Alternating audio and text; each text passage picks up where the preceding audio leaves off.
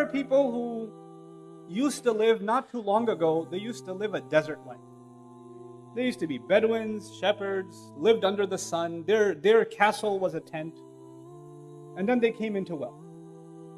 And when they come into wealth, they become like, they make Fir'aun look humble, man. They have this like God complex. Like I met somebody, amazing. He met someone in the Muslim world, very wealthy man. Just ran into him at the airport. He just recognized me. Anta ala YouTube? I was like, yeah. So we started talking. And I was on my flight back to America, and he asked me where I'm from. I said, I'm from America. And he's, oh, those guys, they're our servants. What? Excuse me? And he explained himself to me. He said, you know, they make our cars, they make our phones, they make our watches. Look, American watch. They serve us. Inna lillahi wa inna ilayhi raji'un. The delusion that a person, this is ilha. Like how deluded can you become? How distracted can you become? That this is all your life amounts to now. There is such a thing as balance. You know, even in the Quran, Allah Azza wa Jalla talked about lahu. One of the most interesting ayat on the subject is in Surah Luqman. Allah Azza wa Jalla says, وَمِنَ النَّاسِ مَنْ يَشْتَرِي لَهْوَ الْحَدِيثِ لِيُضِلَّ عَنْ سَبِيلِ اللَّهِ. Very interesting ayat. He says, among people, there's somebody who purchases distracting kind of speech to misguide from Allah's path. It's a complicated statement.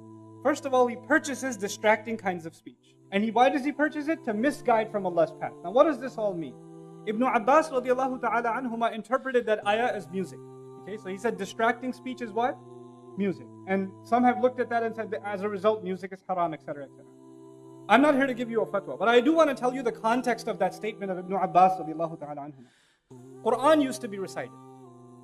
People used to get affected by the Quran. The Quraysh could not come up with any alternative.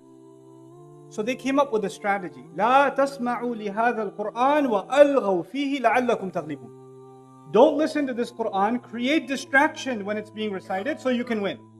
So you can dominate. So they paid women to sing and do like a in the middle of the street concert. So anybody who was listening to the Quran say, hey, there's a concert happening. And then you just go there and start listening to the song. The Quran comments on this entire story and says, among people, there is someone who purchases distracting speech so they can misguide from Allah's path. Not so they can be misguided, so they can misguide others from Allah's path. This is the next step of lahu. You know, you and I are consumers of it. You and I are, you know, we can become addicts to like Netflix or online TV shows or, you know, video games or whatever it is, mobile apps, social media, comments, likes, dislikes. You know, some people spend all their time not watching a video, but the comments. That's all they'll do. But you know, you're the consumer. But there are those who created this to keep you busy. They keep you busy. I don't want to go too long on this subject, but I do want to say one thing that is close to my heart. That hurts me a lot. You know, Fir'aun was very afraid of Banu Israel. People don't know that. Quran says that he was actually afraid. You know, وَنُرِيَ فِرْعَوْنَ وَهَامَانَ وَجُنُودَهُمَا مَا كَانُوا يَحْذَرُونَ. They used to be afraid. Why? Because they had the Banu Israel were oppressed. They were treated like slaves. They were beat up, tortured. If you have enough young men who see their mother being pushed, their sister being harassed, and they're treated like garbage, and there's enough of them, they're going to eventually have a revolution. He was afraid of a revolution. So he used to kill the baby boys every other year.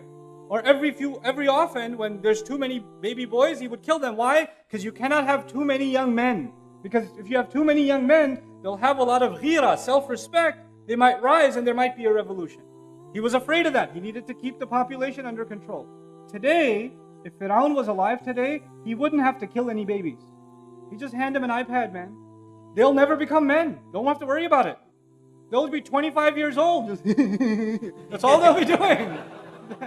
They're not going to know anything about justice or equality or making their society a better place or contribution or thinking about, you know, how Allah has given them talents that are supposed to be used for something greater than themselves.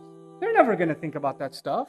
They're just going to be lost in their PlayStation 4 and the next trophy they win.